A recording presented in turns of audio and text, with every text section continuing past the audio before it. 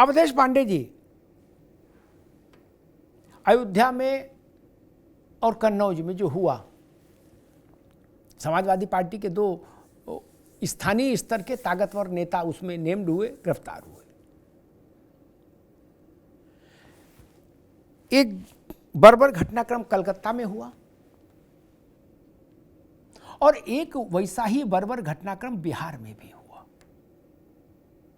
Larger perspective में मेरी चिंता ये कि हम लोग, यानी हम लोग में सब लोग शामिल हो गए, पत्रकार से लेके और नेता तक सब सेलेक्टिव ढंग से प्रतिक्रिया क्यों करना चाहते हैं? यहां हो तो चुप हो जाएंगे, वहां हो तो कहेंगे ला रहे लाठी, चल रहे हैं, आज भाषण देना है। नहीं, ऐसा क्यों अवधेश जी? देखिए अमिताभ जी, विषय सोच का है, संवेदना का है, और समाजवादी पूरी पार्टी रेपिस्टों के समर्थन में उतर आई है। ये अनायास नहीं है, ये परंपरा से प्राप्त इनको विचार है। मुलायम सिंह जी कहते थे लड़के हैं, गलतियां हो जाया करती हैं। आजम खान जी ने जया प्रदा के विषय में किस प्रकार से भद्दी टिप्पणी की आप जानते हैं। किस प्रकार से लोग गायत्री प्रसाद प्रजापति को बचा रहे थे, ये भी आपसे विषय अछूता नहीं है। एक दर्जन समाजवादी पार्टी के नेताओं का बयान है जिसमें स्त्रियों के बारे में बेहद अभद्र टिप्पणी समाजवादी के लोगों ने की है। अयोध्या में घटना हुई, समाजवादी पार्टी के नगर अध्यक्ष ने सामूहिक गैंगरेप किया। 6 दिन के बाद अखिलेश यादव जी का ट्वीट आया और जिसमें पीड़िता के लिए संवेदना के एक शब्द नहीं थे। वह दूसरी तरफ अभियुक्त को बचाने के सारे तर्क उनके ट्वीट में शामिल थे। लगता था न्यायाधीश वही है, वही 183 का बयान कराएंगे, वही डीएनए कराएंगे, वही लोगों को हवालात में ले जाएंगे, इस प्रकार से। और उसके बाद वो यहाँ के सांसद अयोध्या के अवधेश प्रसाद, समाजवादी पार्टी के प्रवक्ता पवन पांडे, 6 दिन बाद पूरी फौज समाजवादी पार्टी की उतरी और अभियुक्त को बचाने के लिए उन्होंने दर्जनों तर्क दिए। और दूसरी घटना यही कन्नौज के अंदर हुई। एक बालिका जो जिसके साथ दुष्कर्म हुआ, अब वो दुष्कर्म प्रमाणित भी हो गया है। और जूही सिंह जो महिला प्रवक्ता है समाजवादी पार्टी की, वो कहती है रात में क्यों गई थी, उसका मुहूर्त ठीक नहीं था वहां जाने का, इसलिए नवाब सिंह ने रेप कर दिया। और हमारे मित्र प्रवक्ता अशोक यादव जी कह रहे हैं तो हनी ट्रैप भी हो सकता है। शर्म आनी चाहिए सफाइयों को, एक एक नया शब्द गढ़ते हैं। जहां लड़की के प्रति संवेदना होनी चाहिए, वहां अपनी कुटिल चालों से अभियुक्तों की लगातार पैरवी करने का प्रयास समाजवादी पार्टी के लोग कर रहे हैं। एक दूसरा विषय कलकत्ता का भी है। रात में महिला डॉक्टर खून से लथपथ पाई गई और वहां की निर्मम मुख्यमंत्री ने लोगों को बचाने में तर्क दिए कि सीबीआई जांच तो हम कराएंगे लेकिन कुछ दिन बाद कराएंगे। मतलब वो किनको बचाना चाहती हैं, कौन सा साक्ष्य तब तक वो नष्ट करा देना चाहती हैं। और वहां के पुलिस के लोगों ने कहा ये तो अननेचुरल डेथ है। मतलब ये संवेदनहीनता की पराकाष्ठा है। थोड़ा सा इनका आधार क्या बढ़ गया, थोड़ा सा इनकी सीट क्या बढ़ गई, ये लोग दुष्कर्म करने लगे, जमीनों पर कब्जा करने लगे, भ्रष्टाचारियों पर भ्रष्टाचार करने लगे, आतंकवादियों का समर्थन करने लगे। आपने बिहार की भी घटना का जिक्र किया है। जहां भी इस प्रकार की घटना हो, ये बेहद शर्मिंदगी भरी घटना है और उससे भी बेहुदा और शर्मिंदगी वाला काम है कि उसको बचाने के लिए जो अनेक लोग खड़े हो जाते हैं। आज अखिलेश यादव जो सैफई गैंग बन गई है, पूरा सैफई गैंग बालिका के दुष्कर्मियों को बचाने के लिए वकील की तरह खड़ा हुआ है और एक से एक बयान बदल रहे हैं। डीएनए टेस्ट होना चाहिए, नार्को टेस्ट होना चाहिए। होना किसका चाहिए? पीड़िता का होना चाहिए। अभियुक्तों के लिए इन्होंने नहीं कहा। वो तो मोइन खान है, अल्पसंख्यक हैं, नगर अध्यक्ष अब भी बने हुए हैं। यादव जी को तो आज निकाल दिया है, कल फिर शामिल कर लेंगे।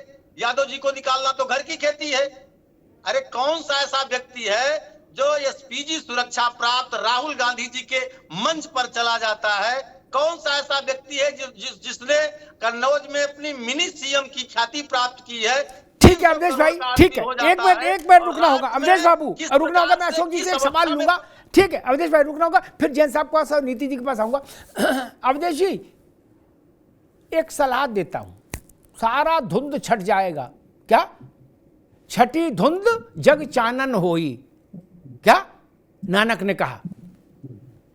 एक काम कर लीजिए, बहुत सरल है। आपको कोई टिकट के पैसे की समस्या तो है नहीं कि भाई टिकट कहां से कराए, आपको तो निजी विमान से जाना है। आपको मतलब अखिलेश जी को, राहुल जी को बिहार भी जाओ, मैं कह रहा हूं बिहार, कलकत्ता, अयोध्या और कन्नौज, चारों जगह पीड़ित के परिवार के साथ मिलके आइए, होके आए अखिलेश जी और राहुल जी। देश भर में सारा आपके विरुद्ध जो तर्क है वो अपने आप शिथिल हो जाएगा। नहीं, नवाब सिंह ने जिसके साथ दुष्कर्म किया उस बच्ची के घर भी जाओ, और मोहित खान ने जहां दुष्कर्म किया उसके यहां भी जाओ, और बिहार वाले के यहां भी जाओ, और कलकत्ता वाले के यहां भी जाओ। कलकत्ता में खड़े होके ममता बनर्जी के खिलाफ ताल ठोको। अवधेश जी, अशोक जी, ठीक बात है कि नहीं? देखिए अमिताभ जी, मुझे लगता है कि इस तरह जो आप सलाह दे रहे हैं, इससे उन घटनाओं का राजनीतिकरण और बढ़ेगा, क्योंकि हमें निष्पक्ष न्याय चाहिए उन बेटियों के प्रति। जो भी बेटी इसमें विक्टिम है, उस बेटी के प्रति हमें न्याय चाहिए, और न्याय दिलाने के लिए आज सत्ता में कौन है? जो सत्ता में है वो व्यक्ति अगर उन अपराधियों में 20-22 अपराधियों में एक मुसलमान और एक यादव अपराधी का नाम अगर विधानसभा में लिया जाएगा माननीय मुख्यमंत्री जी के द्वारा, तो आप न्याय की क्या उम्मीद कर सकते हैं? ये सोचने का विषय है। अभी हमारे मित्र जो है भाजपा के साथी ने कहा समाजवादी पार्टी के संस्कार उनका, देखिए सड़कों पे एक कहावत चलती थी जब बृजभूषण शरण का मामला चलता था, लोग कहते थे B for BJP, B for बलात्कारी।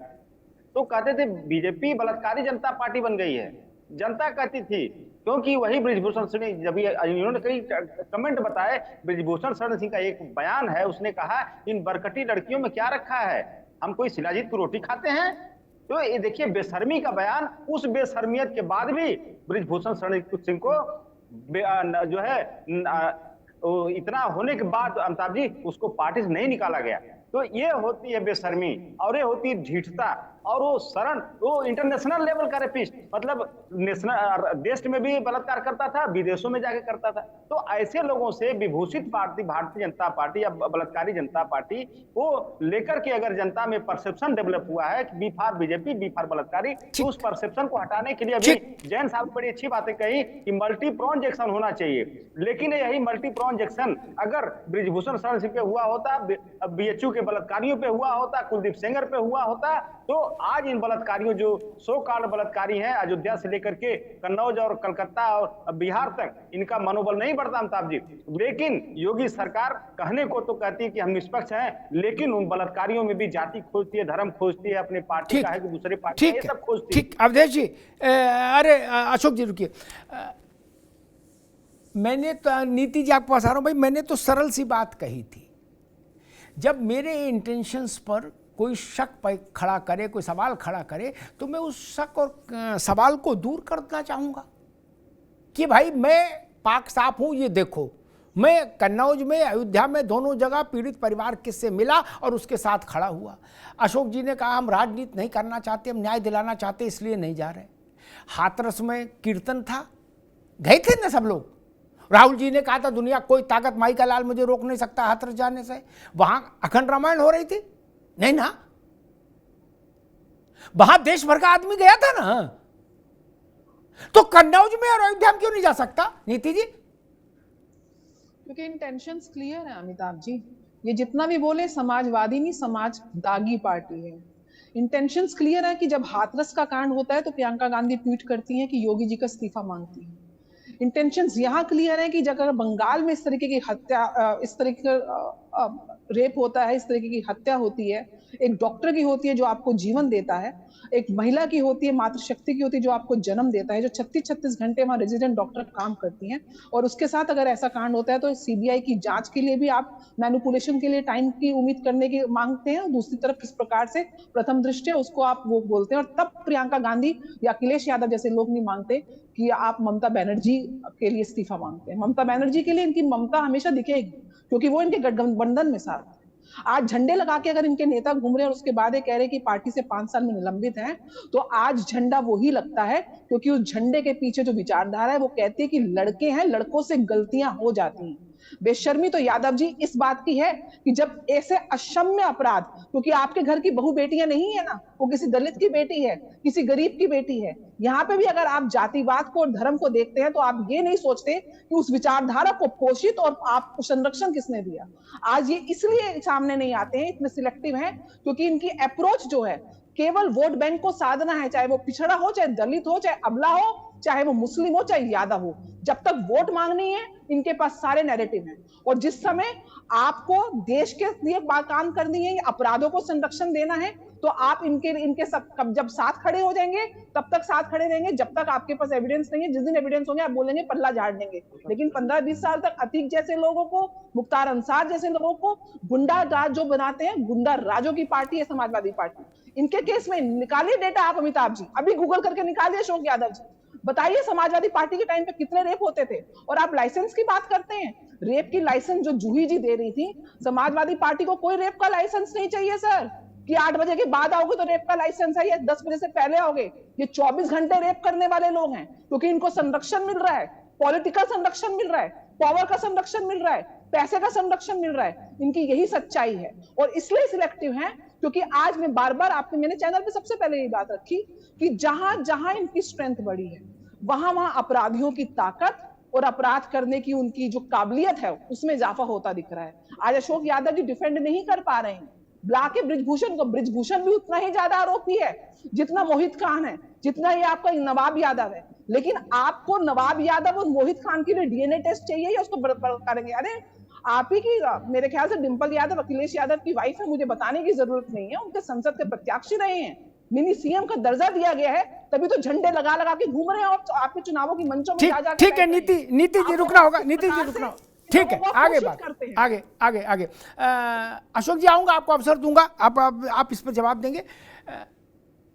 मैं जैन साहब के पास आऊं उससे पहले एक बात कहना चाहूंगा। इस बात को ध्यान रखना चाहिए कि कन्नौज अखिलेश जी का दूसरा घर है। मुलायम सिंह यादव जब वहां से लड़ने गए तो चुनाव तब से लेकर आज तक का सिलसिला देखिए, वहां बेटी के घर जाना चाहिए था पीड़ित, ये मेरी व्यक्तिगत राय है।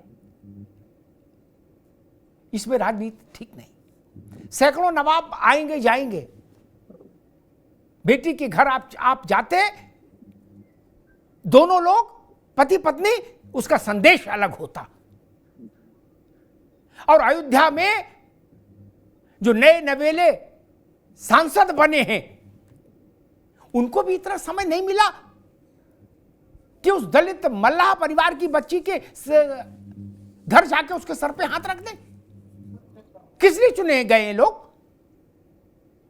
ये मोहित खान के संरक्षण के लिए चुने गए क्या?